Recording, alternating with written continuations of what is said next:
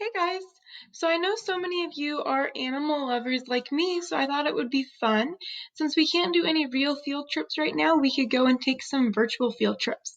So today I'm just going to give you a tiny tutorial about how to work these field trips so that you know how you can do it yourself when I post one.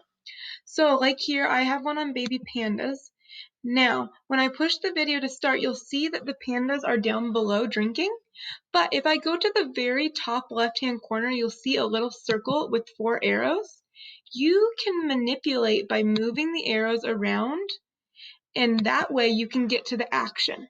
So like if the pandas are kind of to your right and you wish they were in the middle, go ahead and push that arrow to scoot it over, and then you'll be able to see the pandas a little bit better.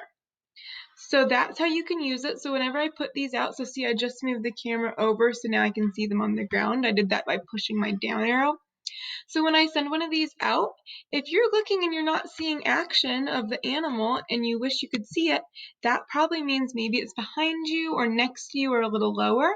So it's kind of cool. Use that top left-hand corner, that circle with the 4 arrows, to move it around and find the action.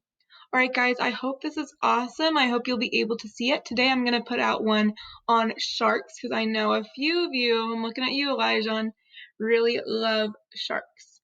All right, guys, I hope you enjoy.